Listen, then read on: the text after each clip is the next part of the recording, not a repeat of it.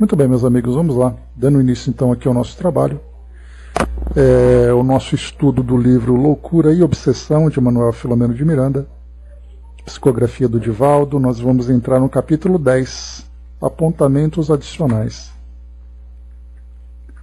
Nós vimos no nosso encontro passado um capítulo longo, né? Nós dividimos em 3 estudos em que nós tivemos a irmã Emereciana falando um pouquinho da sua história, depois conhecemos um pouquinho do trabalho na instituição e finalizamos com o irmão Felinto, que era o responsável por aqueles trabalhos, né, que aqui na obra foi colocado para nós como magia negra e magia branca, né? Bom dia, Andréa. E essas magias, então, o irmão Felinto procurou trazer para nós um esclarecimento, né, agora, né, de uma forma mais técnica e não dentro, né, dessas místicas que nós nos deixamos envolver, e que na verdade essas forças que são mobilizadas, esses fluidos que nos afetam, né, então são manipulação de fluidos, magnetismo, hipnose, que são técnicas que a doutrina espírita nos esclarece, né, com tanta propriedade, e que na verdade são utilizadas tanto de uma forma positiva como de uma forma negativa dentro desse ambiente, dentro desse mundo, né, em que trata as magias como sendo algo realmente mágicos e não compreendendo no seu sentido técnico, como nós vimos aqui.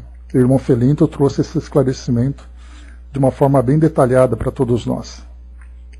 Nesse capítulo 10, apontamentos adicionais, como o próprio título traz para nós, traz aqui uma continuidade nessas reflexões sobre essa questão de merecimento, sobre as ações, consequências das ações, causa e efeito, né, que nos afetam a todos. Então aqui apontamentos adicionais, vamos a ele aqui para as nossas reflexões.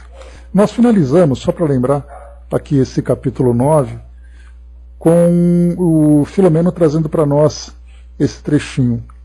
Aquela noite madrugada brindava-me com inesperadas luzes para a razão e o comportamento deixando-me exultante. A irmã Emereciana veio ter conosco por alguns instantes, quando o mentor recordou-me de que o dia chegava e era necessário seguir adiante, informando que voltaríamos mais tarde à noite para o prosseguimento dos compromissos. Então eles deixavam a instituição, seguindo ali para outras atividades durante o dia, e à noite, na noite seguinte, eles voltariam então para a instituição para acompanhar mais uma noite de atividades, né, que eles realizavam com tanta intensidade como nós acompanhamos aqui. Enquanto nos dirigíamos às atividades habituais, o bondoso Dr. Bezerra, percebendo minhas cogitações íntimas, considerava: a viagem evolutiva recorda-nos uma estrada quilometrada com diversas vias secundárias que aumentam a distância em relação ao destino. Assinalada por vários sítios de descanso e espairecimento para a contemplação da paisagem, pode ser percorrida sem parada ou através de estágios. A meta será fatalmente alcançada, embora a cada viajante será facultado fazê-lo com maior ou menor rapidez.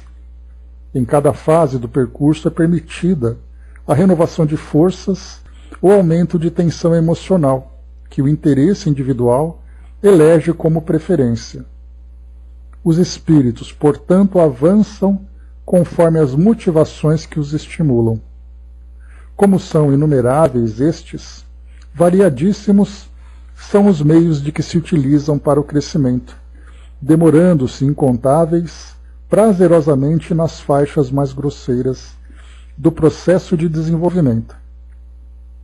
Não cessam os socorros que lhes chegam, graças aos missionários do progresso que os visitam e estimulam, ensinando-lhes a valorizar os tesouros da vida que podem multiplicar em benefício próprio.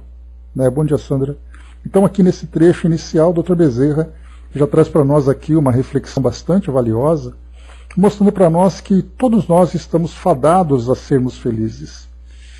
porque o percurso que nós estamos seguindo, sendo estimulados pelas leis, relacionamentos, conquistas, que também os tropeços que nós ainda teimamos em dar, nós vamos chegar a esse objetivo maior. Então ele faz uma referência aqui para ilustrar a nossa visão, como uma longa estrada quilometrada em que nós saímos da nossa origem e seguimos ao nosso destino. Mas essa estrada ela traz diversas vias secundárias, com pontos de parada para refazimento, com obstáculos que vão surgindo, mas a via está ali à nossa disposição. Então seguir esse caminho é para nós a ação do nosso livre-arbítrio. E aí então nós vamos encontrar que muitas vezes nós somos distraídos, e somos estimulados a seguirmos direções diferentes, ou mesmo ficarmos estagnados muitas vezes numa mesma posição, o que vai fazer com que nós nos atrasemos nesse caminho. Então alguns têm ali a facilidade de seguir caminho com mais rapidez. Outros, entretanto, demoram muito mais, porque conforme foi colocado para nós, demoram-se incontáveis prazerosamente nas faixas mais grosseiras do processo de desenvolvimento. E apesar disso, há ainda os socorros que nós recebemos, sempre nos ajudando, nos elucidando, nos clareando a razão, chamando a nossa atenção, mas ainda assim o livre-arbítrio acaba sendo para nós uma lei fundamental, uma lei considerada uma lei suprema que Deus concede a todos nós. É um livre-arbítrio relativo à nossa necessidade, à nossa condição, mas cada indivíduo tem ali a opção de escolher qual o caminho que ele quer seguir. E ele segue para nós aqui. A revelação espírita é a alta concessão que chega ao homem moderno, auxiliando-o a apressar a marcha. Ainda não compreendida na sua grandeza intrínseca, é a mais alta expressão da vontade, da verdade ao homem dirigida. Então, antes de continuarmos aqui, quando se fala sobre a revelação espírita, que ela é alta concessão e que ainda não é compreendida na sua grandeza intrínseca, nós, espíritas em especial, muitas vezes, nós nos deslumbramos com o seu conteúdo intelectual. Nós nos deslumbramos com suas revelações, mas ainda temos dificuldade de absorver o que realmente ela propõe para todos nós. Então, nos dedicamos a páginas e mais páginas, livros e mais livros, horas e mais horas de palestras, de estudos, de eventos e tudo mais, além das suas próprias atividades. E nós nos ocupamos com a doutrina espírita, mas ainda muitas vezes temos dificuldade de entender o seu verdadeiro sentido, exatamente porque, para que tudo aquilo que ela nos traz, tudo aquilo que ela nos revela, para que isso possa realmente fazer efeito, nós temos que ter plena consciência de que nós realmente somos espíritos imortais encarnados. E não simplesmente seres viventes acostumados a termos uma religião para falar sobre a nossa relação com o mundo espiritual. Porque sabemos disso, temos contato com o mundo espiritual, lemos tantas e tantas informações que chegam para nós por parte dos espíritos e também aqui organizada pelos estudiosos da nossa doutrina, assim como acontece também em outras tantas filosofias que falam sobre isso, mas temos uma grande dificuldade de realmente colocar o pé no chão, de abrir a nossa mente para entendermos essa realidade. Por isso a doutrina espírita ela se torna para nós um objeto de fé ou um elemento acadêmico, mas não entendemos como uma real filosofia de vida. Porque para isso nós precisaríamos de um esforço muito grande para renunciar a tudo aquilo que nós temos até agora. Como foi colocado ali, demoramos-nos incontáveis prazerosamente nas faixas mais grosseiras do processo de desenvolvimento. Essas faixas mais grosseiras, na maioria das vezes, dizem respeito a essa realidade do nosso dia a dia. No momento em que nós nos entregamos para prazeres fúteis, nos entregamos para as intrigas que o mundo vai criando, nos entregamos para alimentando as tendências que nós, infelizmente, ainda cultivamos, né? Então, quando se fala as faixas mais grosseiras do processo de desenvolvimento, nós não falamos daquelas faixas onde os espíritos, ainda tão inferiorizados, tão endurecidos, permanecem fazendo o mal. Essas faixas mais grosseiras, muitas vezes, é a própria vida que nós levamos aqui, que nós ainda continuamos presos prazerosamente, embora ela seja para nós, a doutrina espírita, essa luz que clareia o nosso caminho. Por isso, então, como foi colocado para nós, bom dia, abraço, ela é uma alta concessão que chega ao homem moderno, porque nós temos o privilégio de estarmos em contato com essa filosofia e termos essa cultura de estudos, o que é mais importante, que a doutrina nos proporciona. Porém, isso, né, para auxiliar a nossa marcha. Porém, ainda não é compreendida na sua grandeza intrínseca, que é a mais alta expressão da verdade a um homem dirigida. Então, falta para nós ali assumir realmente, e eu gosto sempre de utilizar essa ideia de filosofia de vida, porque é uma expressão que todo mundo utiliza. Eu tenho uma filosofia de vida, eu sou vegetariano. Eu tenho uma filosofia de vida, eu sou espiritualista, gosto de contato com a natureza. Eu sou espiritualista, eu tenho essa filosofia isso, filosofia aquilo. E na verdade uma filosofia de vida é uma escolha que nós fazemos sobre a forma como nós vamos viver a nossa vida. E a doutrina espírita, ela é para nós uma proposta filosófica, porque ela mostra para nós, primeiro, de que forma que nós podemos desenvolver as nossas potencialidades e os nossos melhores valores. E mais do que isso, nos explica por que fazer isso. Porque não é apenas assim, viva assim porque você vai viver bem. Não, viva assim porque você é um espírito imortal, porque você está trilhando uma longa trajetória evolutiva, que você tem um objetivo a alcançar.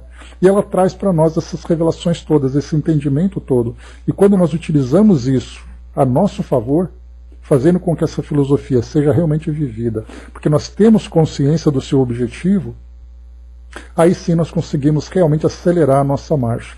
É como se aquele aluno, né, ele começa a estudar na sua vida acadêmica, ele começa a frequentar a escola, frequentar as aulas, ele começa a entender a rotina que ele precisa vivenciar, que ele vai ter ali aulas todos os dias, tarefas em casa para ele fazer, provas periódicas que ele vai ter que resolver, no final vai fazer um balanço do seu aproveitamento para que ele possa ser promovido para o outro ano com novos aprendizados. Então, essa filosofia acadêmica que nós temos hoje, que até pode ser discutida, Kardec mesmo debatia isso na sua época, a partir de Pestalozzi, né, quando falava que esse sistema tão rígido que nós temos hoje, ele é muito mais para decorar do que para poder aprender realmente, né? Então os métodos estão evoluindo, o que era no passado já não é hoje, o que é hoje não será daqui a algum tempo, porque novos aproveitamentos, novas ideias vão sendo ali apresentadas. Mas isso é uma filosofia acadêmica. É uma filosofia da vida acadêmica, que vai sendo melhorada de período em período. No caso nosso, é uma filosofia de vida que trata das nossas escolhas, do nosso dia a dia, das nossas relações, dos nossos objetivos, e a doutrina espírita traz isso para nós. Então ela não é apenas uma religião no sentido protocolar, que todo mundo tem religião e todo mundo tem que viver isso, porque é quase que uma obrigação. Não, nós temos o entendimento de que eu não estou aqui como um espírito encarnado porque disseram que eu sou um espírito encarnado. Eu sei que eu sou um espírito encarnado. Eu sei disso. Né? Brás, tem uma ciência chamada hermenêutica. Né? A hermenêutica ela é uma disciplina ou é uma filosofia que nos permite fazer interpretações. E não é apenas uma interpretação, por exemplo, jurídica, religiosa, mas é também filosófica, antropológica e tudo mais. No caso da hermenêutica, quando nós então usamos em especial para o estudo das religiões, ela nos permite fazer uma interpretação não apenas do texto, mas também do contexto. Então, para quem foi dito aquilo, qual exatamente a essência daquilo que foi dito, tirando as imperfeições das traduções que são feitas, em que situação Jesus se dirigiu àquele monte para falar com aquelas pessoas. Então, se nós analisarmos friamente ao pé da letra, nós vamos encontrar ali muitas lacunas que não são compreendidas. Então, para nós entendermos aquilo que foi dito, é a mesma coisa que nós estamos vendo aqui agora. Esse trecho, por si só, que nós estamos estudando nesse livro, que é o Loucura e Obsessão, se nós estudarmos, ele vai ser simplesmente uma história que traz ali um pouquinho de suspense, um pouquinho de terror, um pouquinho ali de drama e coisa e tal. Mas quando nós pegamos essa obra e contextualizamos dentro da doutrina espírita, conhecendo no momento em que a doutrina espírita surgiu, quais os ensinamentos que ela trouxe, como ela se desenvolveu no decorrer dessas tantas décadas, esse livro passa a fazer outro sentido. Então, para nós que somos estudantes, nós lemos, quando ele fala assim, a revelação espírita é a alta concessão que chega ao homem moderno, auxiliando-o a apressar a marcha. Nós contextualizamos essa passagem dentro de tudo aquilo que nós estudamos até agora. Estudando as obras básicas, estudando outros autores, fazendo interpretações, reflexões. Então, quando se fala em revelação espírita, nós temos uma ideia. Para aquele que lê pela primeira vez essa obra e fala sobre revelação espírita, o que exatamente ele vai entender disso? Por isso o Sermão da Montanha, para nós entendermos, é importante que você tenha um estudo de quem era aquele povo, como a coisa aconteceu, de que forma que os ensinamentos eram diluídos para aquelas pessoas, já que a maioria deles ali, acabava sendo ali de pessoas que eram analfabetas, pessoas que tinham pouca cultura. Então, precisamos primeiro estudar. E aí os nossos irmãos evangélicos, em especial, acabam se dedicando bastante nas escolas dominicais, nos estudos, conhecendo exatamente isso. Por isso que quando se abre uma Bíblia, eu lembro que na época que eu era metodista, eu tinha uma Bíblia que você abria, na primeira página, você tinha um mapa, aquele mapa que mostrava toda a região ali do Oriente Médio, trazendo ali as cidades, caminhos. Depois você tinha, como Kardec trouxe para nós aqui também no Evangelho segundo o Espiritismo, lá no começo aquele glossário que vai trazendo termos, quem eram os filisteus, quem eram esses, quem eram os samaritanos, quem era esse, quem era aquele. Por quê? Porque se a gente não entender isso, não basta simplesmente ler o Sermão da Montanha. Ali vai ser somente uma coletânea de frases bonitas, de ideias nobres, mas se você não absorver exatamente o contexto em que aquilo foi dito, a gente perde 80% do seu real significado. Por isso é muito importante para nós, ao estudarmos, e não é à toa que nós temos, por exemplo, o professor Severino Celestino, Haroldo Dutra Dias e outros irmãos ali que se dedicam ao estudo bíblico à luz da doutrina espírita, eles se dedicam exatamente a isso, que é importante que nós estudemos.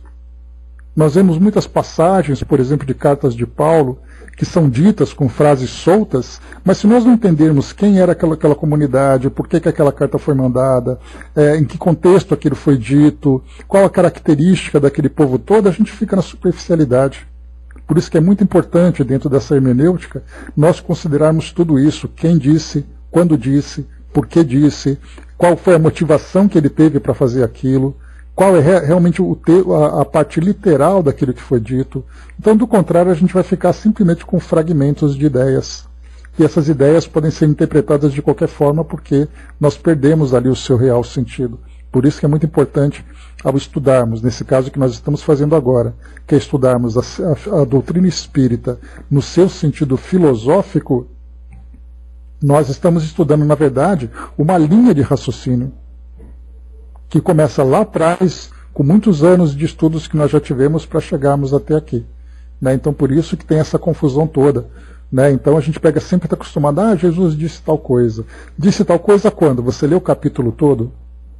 Você leu ali cada versículo para poder estudar? E é aí que nós temos, por exemplo, o estudo do NEP, que é o Núcleo de Estudo e Pesquisa do Evangelho. Para quem gosta, o Espiritismo Net tem ali um grupo de NEP, que tem um estudo muito bacana, e o NEP serve exatamente para isso, para você estudar essas passagens do Evangelho, mas estudar no seu sentido acadêmico mesmo, saber exatamente quem são, quando, como, porquê, e aí sim você consegue absorver o seu real sentido.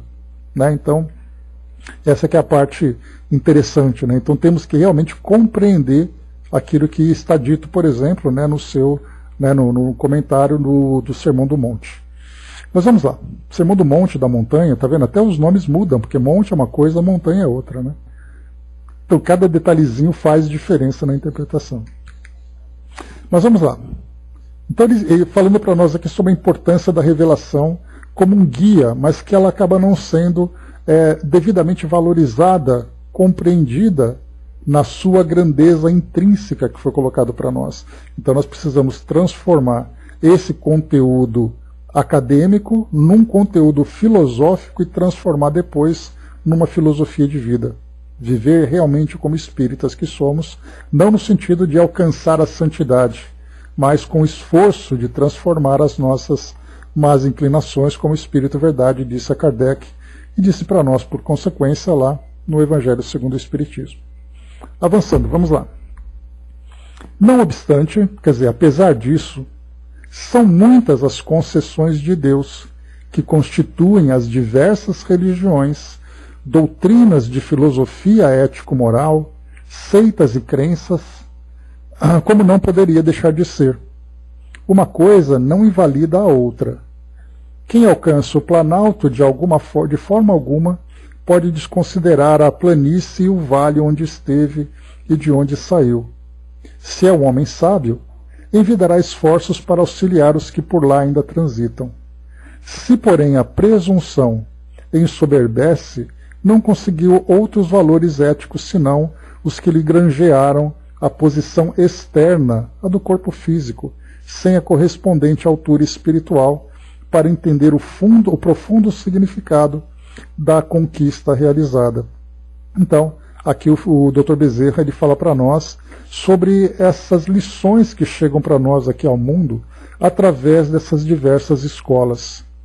Cada aluno se encontra em afinidade com aquela que atende ali às suas necessidades quando ele se vê em condições de buscar esse esclarecimento.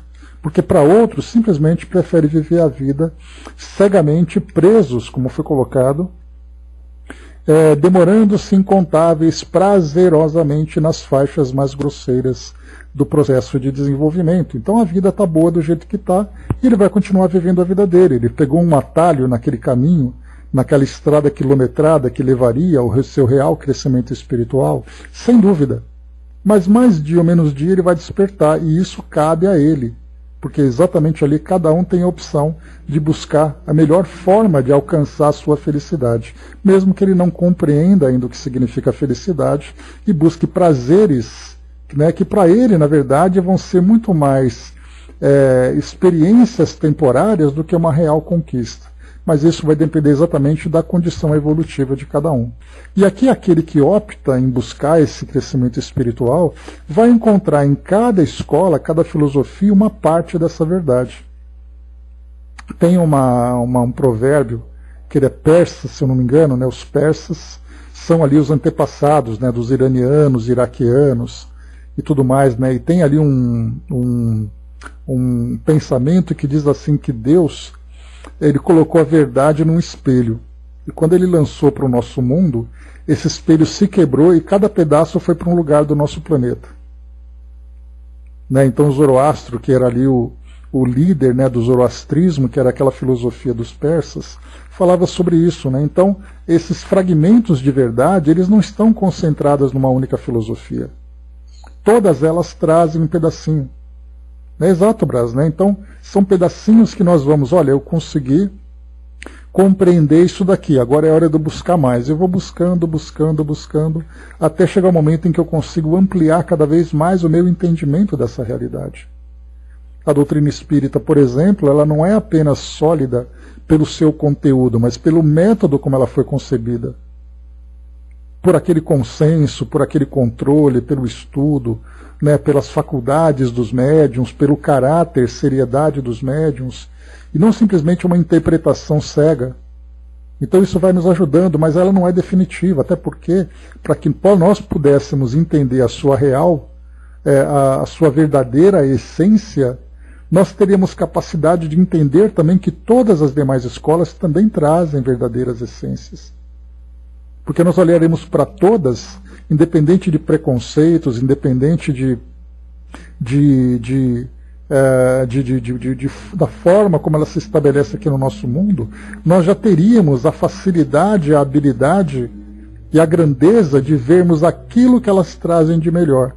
E seríamos capazes de trazer tudo aquilo, né, na sua real essência. A verdade que cada uma apresenta para nós. Então aqui o que o Dr. Bezerra coloca é que quem alcança o planalto, que é aquele terreno mais alto, nunca pode desmerecer aquele caminho baixo, aquele caminho sombrio por onde ele percorreu. E quando ele chegar lá em cima, se ele realmente for uma pessoa sábia, ele vai olhar para trás e perceber aqueles que ainda se encontram presos nesse vale ou naquelas terras mais baixas e vai ajudar que eles ascendam. E aqueles que não conseguiram ainda alcançar essa grandeza, simplesmente vai se achar uma pessoa grande e poderosa no nosso mundo, o que não passa de uma posição externa, como foi colocado para nós, que é essa posição do corpo físico. Ele vai querer então encontrar uma posição aqui no mundo material, sem se dar conta que ele tem que se preocupar com a sua posição espiritual, e não a posição intelectual, física, financeira, social que ele ocupa aqui no nosso mundo. Isso é apenas o contexto em que ele existe nesse planeta. O que ele vai fazer disso tudo depende da sua grandeza espiritual. E ele continua aqui, bem filosófica essa parte, né? Bem interessante para nós. E ele segue assim: da mesma forma, não nos cabe subestimar o esforço nobre dos militantes nas diferentes escolas e igrejas do espiritualismo, especialmente naquelas em que o mediunismo realiza logros muito positivos com a comunicabilidade do espírito, os esclarecimentos sobre a reencarnação e a justiça de Deus apresentada mediante as leis de causa e efeito. É o nosso dever alfabetizar o ignorante, esclarecê-lo e auxiliá-lo no seu desenvolvimento intelecto-moral. Todavia, então quer dizer, todos nós temos ali, né, é um dever nosso, né, de você olhar para aqueles que ainda se encontram atrasados no seu desenvolvimento, e isso é algo bastante delicado, porque a nossa pretensão sempre vai achar que nós somos melhores e os outros são piores. Mas no momento em que nós conseguimos absorver, né, aquilo que a real filosofia espiritualista apresenta para nós, e eu coloco real filosofia espiritualista que vão compondo ali, que vai compondo todas as demais escolas, e aquilo que ela traz de melhor, no seu sentido moral, no seu sentido filosófico, no seu sentido prático, na condição de espíritos que somos, ele faz uma observação importante, que nós sim temos o dever de alfabetizar, esclarecer e auxiliar. Todavia, indo a ele, não é pedagógico nem proveitoso falar-lhe de coisas extraordinárias, embora verdadeiras, de forma que as não entenda, gerando antipatia e animosidade. Aqui ele faz uma referência a essa experiência que eles estão vivendo nesse centro, né, onde eles olham ali pessoas que estão muito ligadas ainda ao ritualismo, ligadas muito ainda à barganha, né? Olha, eu quero fazer um trabalho, eu pago e você faz. Então não adianta a gente ter essa ideia de que o fato de termos um entendimento filosófico mais amplo, chegar para ele e falar assim: olha, tudo que você faz é tudo ignorante, é tudo coisa da sua ignorância. Nada disso importa, nada disso interessa, você tem que abrir mão de tudo isso e acabou. Bom dia, dona Miranda. Então ele coloca que não é pedagógico nem proveitoso falar-lhe de coisas extraordinárias, embora sejam verdadeiras, de modo que ele não entenda, o que vai fazer com que ele crie essa antipatia e animosidade. Jesus veio ter com os homens e utilizou-se da linguagem deles, das expressões que lhe eram familiares e dos temas que os interessavam, apresentando o reino de Deus com tal psicologia de amor que passou a suplantar as outras cogitações, vindo a tornar-se a questão mais palpitante quando puderam entender sua magnitude e perenidade. Então ele mostra para nós que, naquele momento, o que eles precisavam era do conforto, era do entendimento sobre o amor de Deus para todas as pessoas, e não simplesmente jogar para eles, por exemplo, uma doutrina espírita que não faria nenhum sentido, pelo fato simplesmente de que eles não têm essa capacidade espiritual. Nós não tínhamos essa capacidade espiritual naquele momento, para que pudéssemos, no devido tempo, alcançarmos esse entendimento. Ele diz assim: pois é, Brás, eu acho que o respeito é muito importante, né? E eu sempre coloco isso para vocês, eu insisto muito nessa ideia, que a gente tem que olhar para as pessoas que professam outra fé, que abraçam outra filosofia, procurar aquilo que existe de semelhante com a nossa e não aquilo que tem de diferente. Porque nós tendemos a fazer isso, né? A sua é diferente da minha, não me interessa.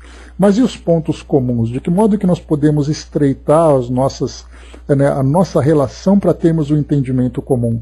Isso é muito importante. E aí você vai encontrar, por exemplo, né, um encontro de pessoas, um encontro ecumênico na nossa sociedade, pessoas de várias religiões que estão ali pelo amor. E não simplesmente pela forma como elas vivenciam tudo isso. Então não adianta, e até mesmo, né, como foi colocado para nós aqui, até mesmo a doutrina espírita, também é assim, como o Dr. Bezerra colocou, que nós ainda não conseguimos compreender o seu real sentido. Então, quer dizer, até mesmo nós que somos espíritas, não temos ainda o entendimento da grandeza da dimensão que a doutrina veio apresentar para nós. Porque nós acreditamos que ela é simplesmente uma coletânea de ideias bonitas, ideias intelectuais. Então como é que a gente pode se julgar melhor ou pior do que o outro? O fato de você ter informação, entre aspas, né? Informação privilegiada sobre o mundo espiritual, não transforma você em uma pessoa capaz de viver naquele ambiente que você está estudando. Nós olhamos, por exemplo, olha, estamos vendo aqui sobre colônias tão nobres, né, como Nosso Lar, por exemplo, ou mais ainda colônias que são muito mais elevadas do que Nosso Lar, que certamente são muitas. Então a gente lê e se acha, né, olha, eu estudei um livro que fala de uma colônia que é assim, que é assado e coisa e tal. Mas no fundo, você, indivíduo, é capaz de viver em um ambiente como aquele? Quando nós estudamos, por exemplo, né, o livro Voltei, em que nós temos ali Frederico Figner contando um pouco da sua história, depois da sua desencarnação, apesar da sua necessidade de adaptação, ele foi viver numa colônia com esses grandes nomes que a doutrina espírita conheceu. Você tem condições de marcar a hora para falar com um daqueles? O fato de você ter lido que aquele lugar existe e o fato de você ter lido que aquelas pessoas estão ali não te credencia a estar com eles. Você precisa trabalhar muito para poder chegar até lá. Então, o fato de nós termos esse entendimento sobre o mundo espiritual, conhecermos a dinâmica, a estrutura, as personalidades e os caminhos que nos levam até esses postos mais altos, não significa que nós estejamos capacitados para isso. Pelo contrário, muitas vezes nós ficaremos durante muito tempo ainda com os pés chumbados aqui no mundo material, até, né, depurarmos ainda a nossa consciência, melhorarmos os nossos valores. Tem um caminho muito longo pela frente, por isso que a doutrina é assim, ela te traz entendimento, mas não quer dizer que você consiga vivenciar aquilo na sua mais pura expressão. Mas vamos lá, seguindo em frente. Aí, olha só o que é colocado para nós aqui pelo Dr. Bezerra, né? Que é essa ideia de que cada religião ali tem a sua nobreza, o seu papel no nosso mundo e realiza ali trabalhos bastante grandiosos. Ele diz assim: nossos apontamentos causarão surpresa e até desagrado, se não acirrado combate e acusações descabidas por parte de companheiros muito ortodoxos e que se consideram defensores da verdade, achando que sem eles e sua ação a verdade correria sérios riscos, não se dando conta de que tal atitude empresta aos que a defendem uma fragilidade e inconsistência muito graves.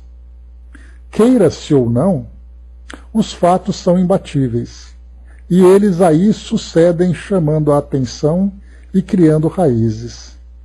Ignorá-los por presunção não os anula. É aquilo que a gente coloca, né? Você acreditar que é reencarnado, você não acreditar que é reencarnado, você acreditar na comunicação dos espíritos ou não, não vai deixar de que esses fatos aconteçam. Você é um espírito encarnado, queira ou não, acredite ou não, e os espíritos se comunicam, queira ou não, acredite ou não. E nesse caso o que ele coloca aqui é que essas filosofias promovem o bem, promovem o crescimento espiritual das pessoas, queira ou não. Então não adianta você dizer que você é melhor, que é só aquilo que você acredita que vai te fazer, né, que vai realmente te colocar numa posição superior. Basta olhar.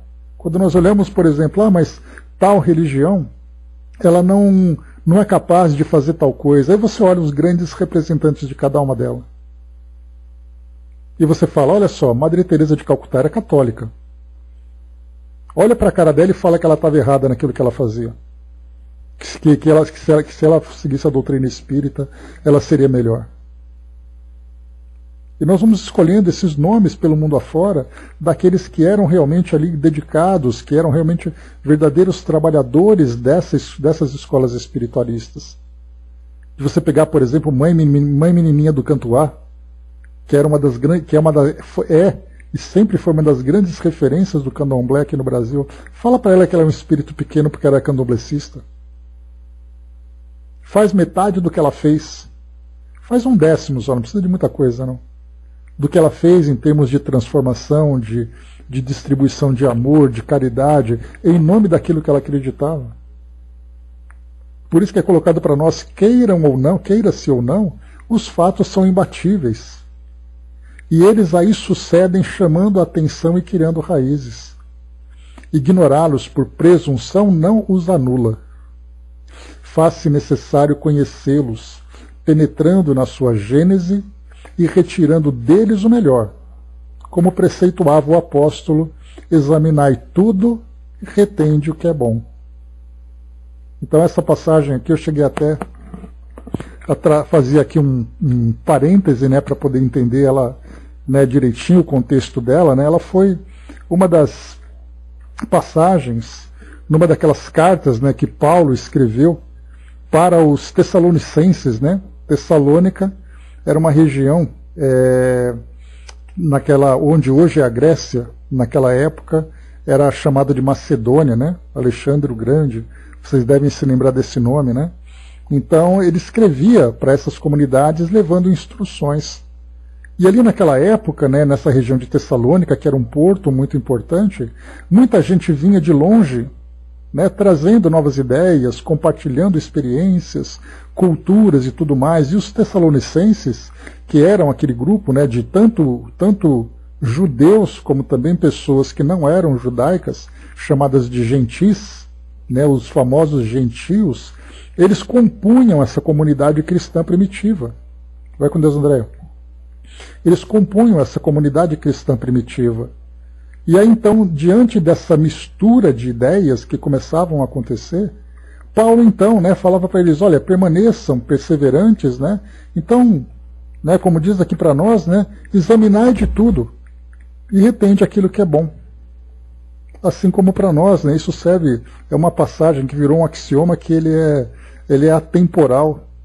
E ele nos coloca esse ensinamento em todas as situações que nós estamos vivendo. Examinemos tudo, aquilo que é bom nós guardemos para nós. Então, assim, diante daquelas culturas diversas, vejam o que as pessoas estão falando, vejam de que forma que aquilo transforma a vida daquelas pessoas. Se for bom, incorpora para você também.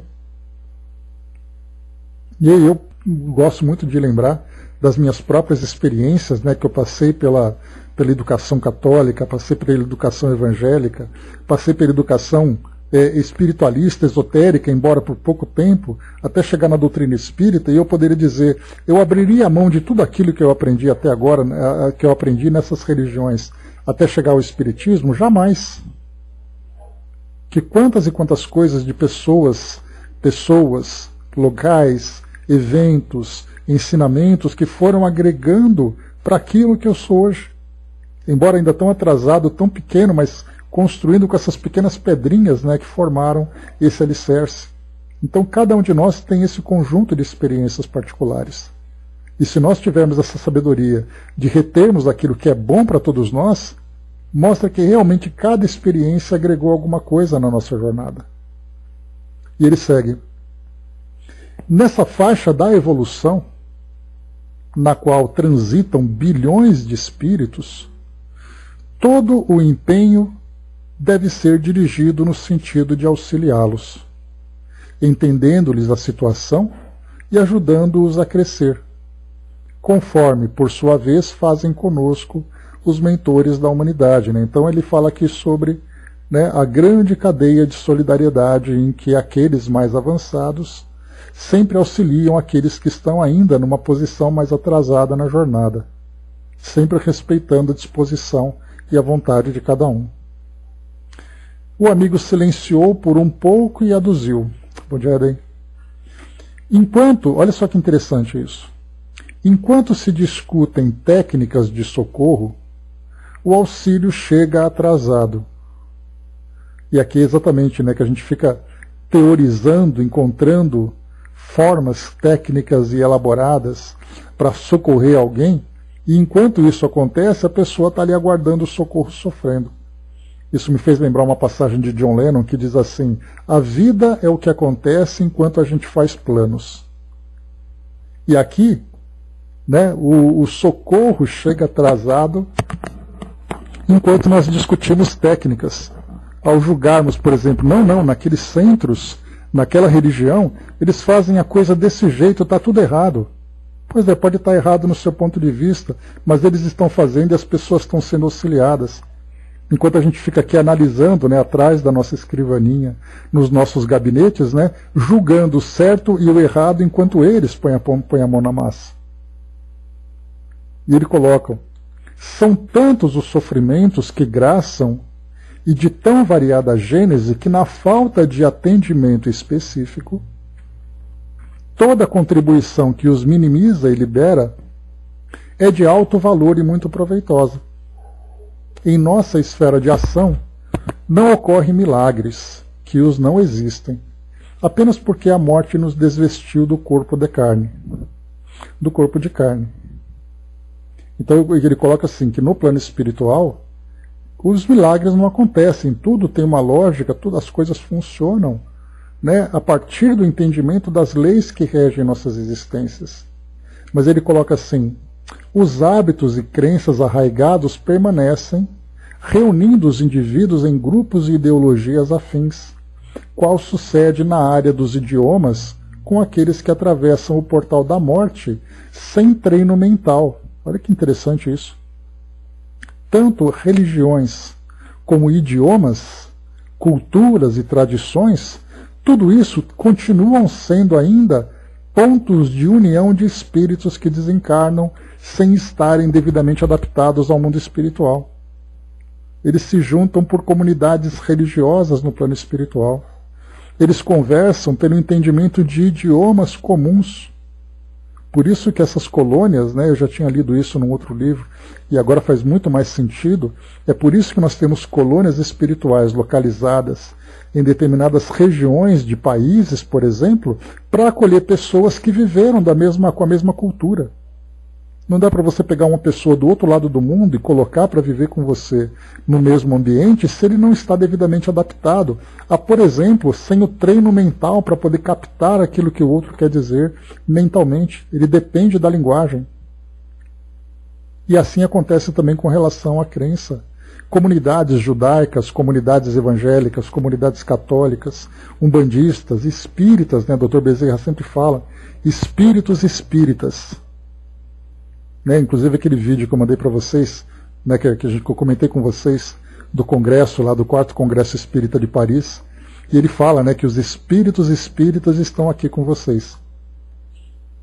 Porque se você pegar, por exemplo, o Encontro Mundial da Juventude, que aconteceu na Coreia, né, foi na Coreia ou foi em Portugal? Acho que foi em Portugal, o próximo vai ser na Coreia.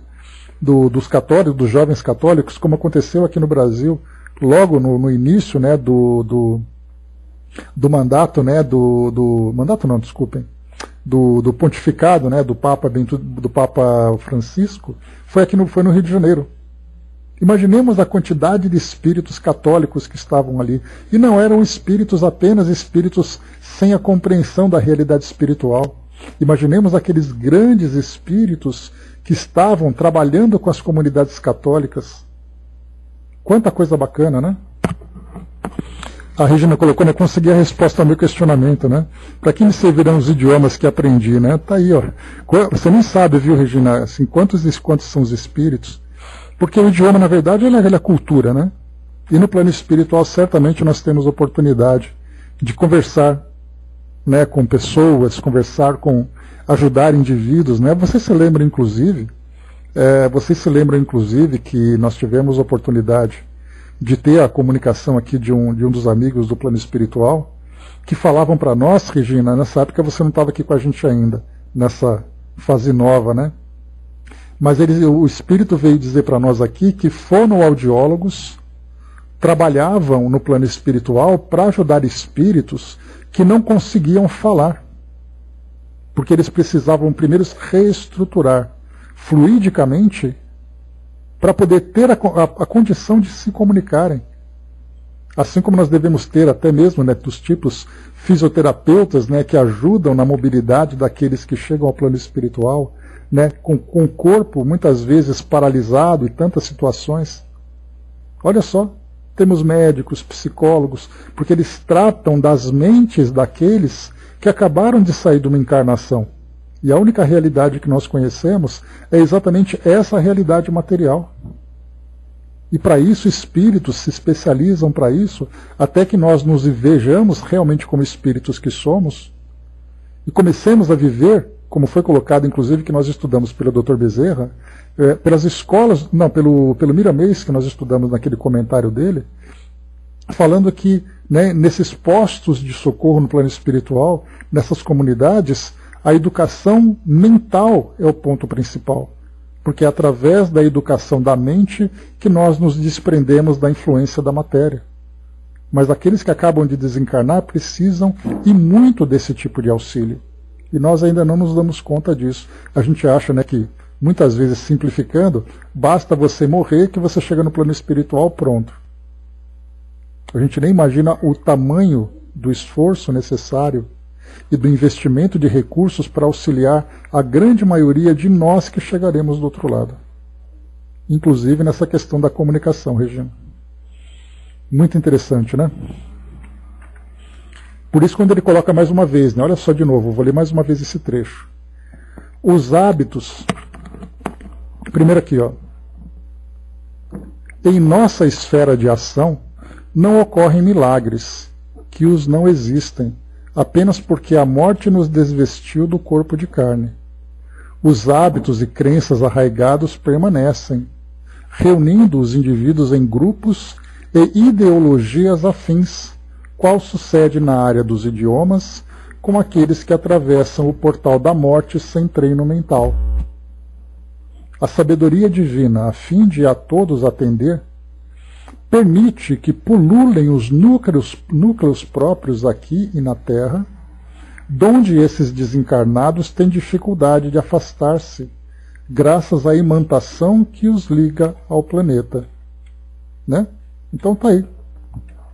Essa colocação tão valiosa para nós. Né? E no caso, né, do Esperanto, por exemplo, né, como tantos outros, tudo é uma questão de evolução.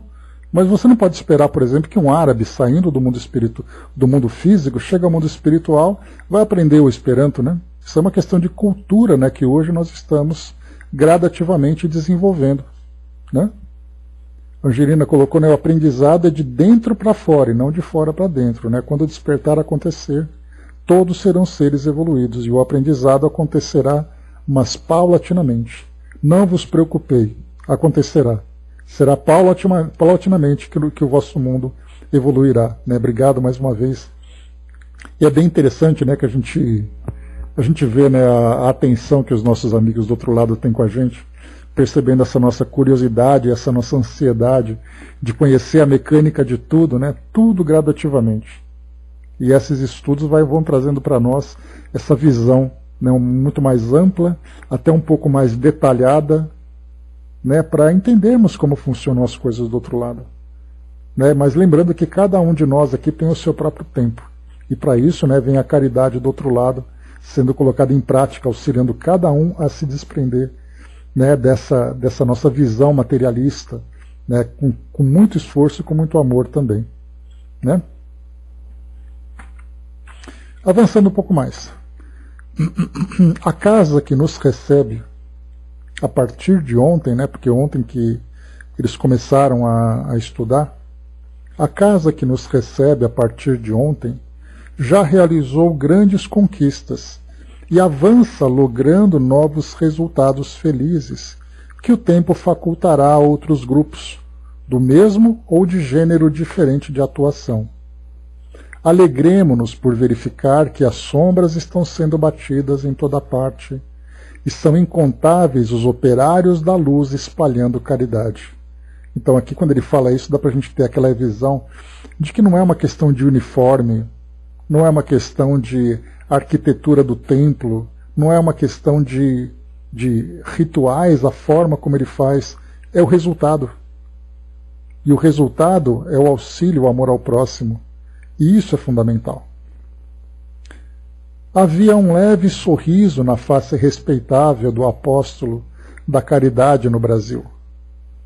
Porque o momento nos parecesse oportuno, busquei concluir, mediante a sua palavra, reflexões acerca dos enunciados do irmão Felinto, considerando, mais uma vez lembrando que o irmão Felinto era aquele responsável na instituição de trabalhar com aquelas chamadas magias, que na verdade eram técnicas magnéticas, fluídicas e hipnóticas que eram aplicadas tanto para o bem como para o mal e que ele procurava, porque pediam a magia branca para quebrar a magia negra. Ele falava, na verdade, que era tudo uma questão de técnicas, e aquele espírito que tivesse um domínio maior dessas técnicas poderia eliminar a influência daquela outra técnica que foi aplicada. E aí então ele diz assim: o atraso moral das criaturas, na impossibilidade de enfrentar o próximo e prejudicá-lo diretamente, além do mal que supõe fazer, usando recursos ignóbeis na sociedade, leva-as a recorrer a expedientes tenebrosos no campo do intercâmbio espiritual com o comércio extravagante e perigoso, com as entidades primitivas e perversas, ou buscarem glórias, soluções para problemas e amores com o uso dos mesmos escusos processos.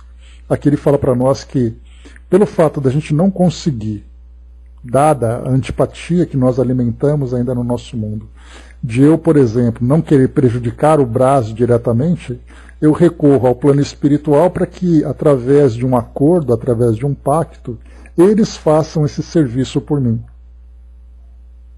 Sem me dar conta de que eu aplico o prejuízo, como foi colocado pelo irmão Felinto, o fato de eu ter criado esse ambiente faz com que eu também esteja sujeito a essas mesmas influências.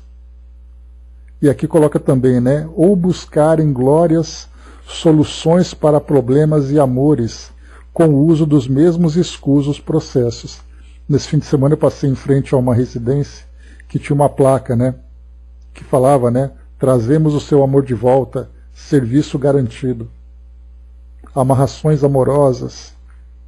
E aquilo na hora, você começa a pensar e fala, meu Deus, você pode até hipnotizar alguém para que ela fique te servindo dentro do campo afetivo, mas no momento em que esse feitiço acaba, a pessoa retoma a sua consciência e aquela que provocou esse atraso vai responder por isso.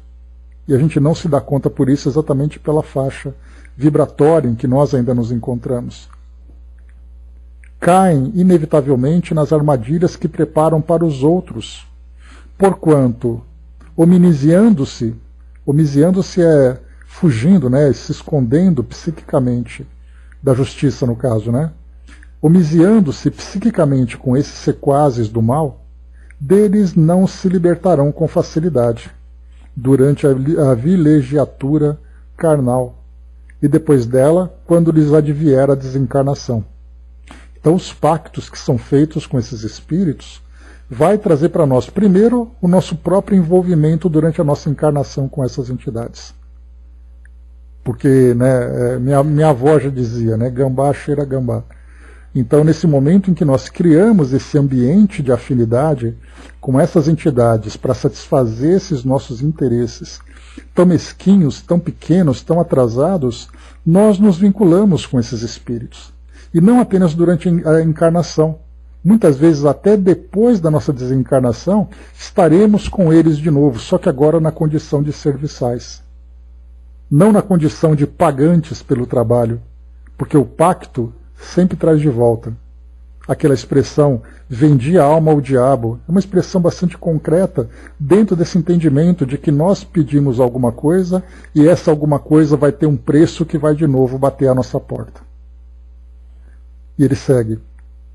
Os vínculos com o crime atam os delinquentes no mesmo móvel de responsabilidade. Desde que há aqueles que se utilizam dessas práticas para tentarem prejudicar o seu próximo, como se podem defender as vítimas em potencial que são quase todos os indivíduos, em razão de sempre haver quem deteste outrem, que mantém animosidade por inveja, por competição. Então, o Filomeno pergunta para o Dr. Bezerra, se nós temos tantas antipatias nesse mundo, e esses recursos são utilizados, como é que nós podemos nos defender dessas influências? O que nós podemos fazer para evitar que nós sejamos vítimas desse tipo de ataque, desse tipo de obsessão? E ele coloca, a inteireza moral, elucidou o paciente, é uma defesa para qualquer tipo de agressão, difícil de ser atingida. Isso difícil, ele não diz que é impossível, porque o nosso grau evolutivo, por maior que seja o nosso esforço, nós ainda apresentamos muitas fragilidades. E ele segue, a conduta digna irradia forças contrárias às investidas perniciosas. O hábito da prece, da mentalização edificante aureolada, aureola o ser de força repelente que dilui as energias de baixo teor vibratório. A prática do bem fortalece os centros vitais do perispírito, que rechaça, mediante a exteriorização de suas moléculas, qualquer petardo portador de carga danosa. O conhecimento das leis da vida reveste o homem de paz, levando-o a pensar nas questões superiores, sem campo de sintonia para com as ondas carregadas de paixão e vulgaridade. Isso quer significar, voltei a inquirir, que todos aqueles que não possuem esses requisitos estão sujeitos a sofrer esses trabalhos que os alcançariam? Meu amigo, referiu-se com jovialidade, todos aqueles que se encontram em desalinho, em desatenção, estúrdios e frívolos, gozadores que exploram sem nada a oferecer, os maus e viciados, nem necessitarão que se lhes intentem prejudicar, pois que já se encontram mergulhados no mal que cultivam, tornando-se receptivos aos fenômenos com os quais se afinam. Aqui lembra aquela passagem do Divaldo, né? Se você vive com futilidade, com vícios, nesse plano inferior, de inferioridade moral, ninguém precisa te mandar nenhum serviço, não. Você mesmo vai atrair, pela sua própria condição. Recordo-me de que, insisti com amabilidade, em nossas reuniões mediúnicas na Terra, apareciam com certa frequência espíritos que se diziam mandados para prejudicar determinados companheiros, narrando a forma como foram contratados e o que haviam ganho para o cometimento, devendo receber a parte final quando estivessem conhecidos os resultados danosos das suas empresas maléficas. Por diversas vezes acompanhei a técnica utilizada pelo dirigente José Petitinga, que era o dirigente, da União Espírita Baiana, onde o Filomeno trabalhava quando encarnado e depois de desencarnado também. Por diversas vezes acompanhei a técnica utilizada pelo dirigente José Petitinga, que após dialogar no mesmo diapasão verbal, oferecia-lhes vantagens maiores como a paz, o amparo de que pareciam necessitar, o alimento e o repouso a tanta faina, conseguindo não poucas vezes persuadi-los a uma mudança de atitude. Induzido pelo diretor espiritual, este exercia a hipnose e a ideoplastia, atendendo a tais equivocados que ali eram acolhidos e posteriormente elucidados quanto à desnecessidade de todos aqueles apetrechos ridículos e formalismos a que se sujeitavam. Verdade é que mudavam de comportamento e prometiam esforçar-se para alcançar outros níveis superiores de entendimento. Passados meses e anos, até, alguns retornavam dando notícias dos bons resultados obtidos ou informando que rumavam ao mergulho no corpo para experiências novas. Trata-se este de um salutar recurso que pode ser aplicado em casos análogos? Então, a gente para por aqui, meus amigos, que tem aqui Dr. Bezerra agora, vai trazer para nós explicações sobre esse trabalho que era feito na União Espírita Baiana e que o José Petitinga usava o mesmo linguajar. Porque eu fui contratado para fazer tal coisa. Aí ele chegava e falava, mas e se você receber coisas melhores? Você não prefere isso, isso, isso? Então ele procurava envolver aquela pessoa dentro do seu próprio ambiente psíquico, só que com uma proposta mais elevada. E esses espíritos então aceitavam inicialmente, depois eles se esclareciam e voltavam meses ou anos, dizendo, olha, estou aqui de volta e minha vida mudou e agora eu estou me preparando, por exemplo, para uma nova reencarnação. Então, esse recurso de fazer essa barganha, essa proposta, ela é uma técnica válida? Essa pergunta que ele deixa no ar para nós, para o nosso próximo encontro. Então é isso, meus amigos. A Regina colocou, né, Edivaldo refez o dito popular, dize-me com quem andas que eu te direi quem tu és, né, para dize-me quem és que te direi com que andas, né, pois é, exatamente isso. É isso também, né, Brasil? Dize-me o que pensas que direi quem atrai junto a ti, né? E é isso aí.